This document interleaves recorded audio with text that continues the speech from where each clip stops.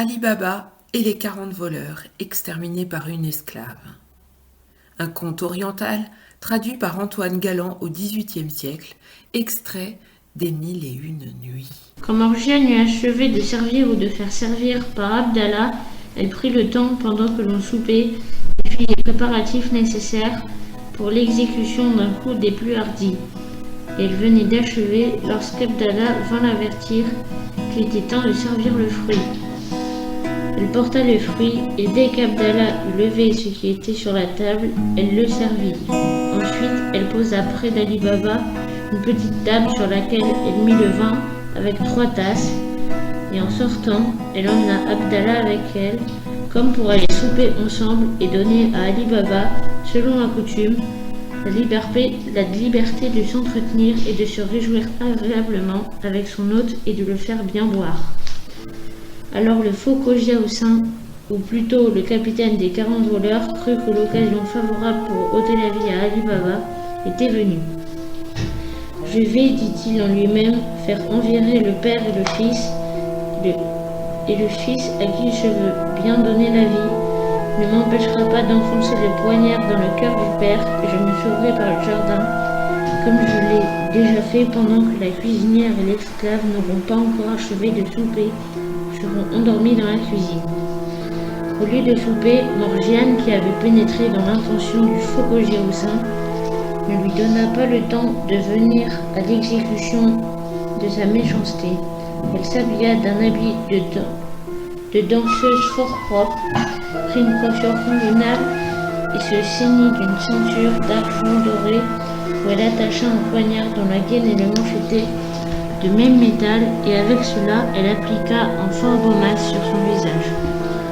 Quand elle se fut déguisée de la sorte, elle dit à Abdallah, « Abdallah, prends ton tambour de basque et allons donner à l'hôte de notre maître et ami de son fils le divertissement que nous lui donnons quelquefois. »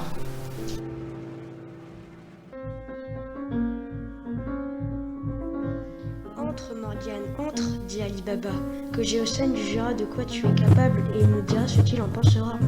Au moins, Seigneur, dit-il à Khogia Houssin en se tournant de son côté. Ne croyez pas que je me mette en dépense pour vous donner ce divertissement. Je le trouve chez moi et vous voyez que c'est mon esclave et ma cuisinière et des portières en même temps qui me le donnent. J'espère que vous ne le trouverez pas désagréable. Khogia Houssin ne s'attendait pas à ce qu'Ali Baba dût ajouter ce divertissement au souper qu'il lui donnait. Cela lui fit craindre de ne pouvoir profiter de l'occasion qu'il croyait avoir trouvée. Au cas que cela arrivât, il se consola par l'espérance de la retrouver en continuant de ménager l'amitié du père et du fils.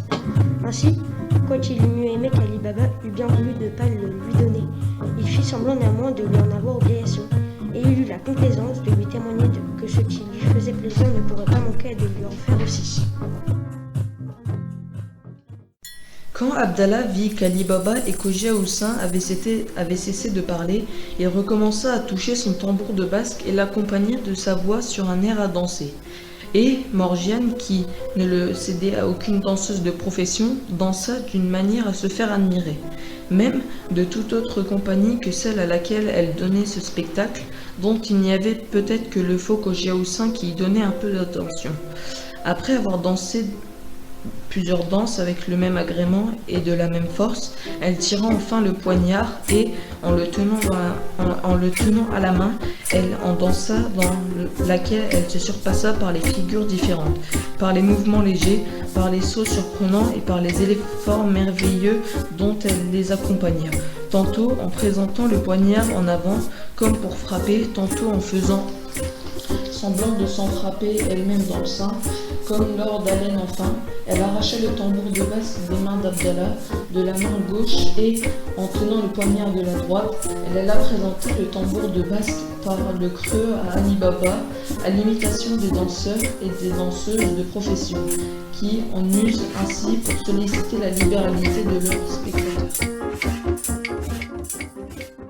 Ce feuilleton radiophonique vous est proposé par les élèves de 5e 2 et 5e 3 du collège Sainte-Anne-Sainte-Famille, heureux lecteurs, et par les élèves de première option musique, géniaux compositeurs. L'ensemble a été supervisé par Monsieur Butez, Madame Lallier, Paul et Ariane, Madame Lepage, et diffusé sur vos ondes grâce à la web radio Stepha. Merci de votre fidèle écoute, chers amis auditeurs, et à bientôt.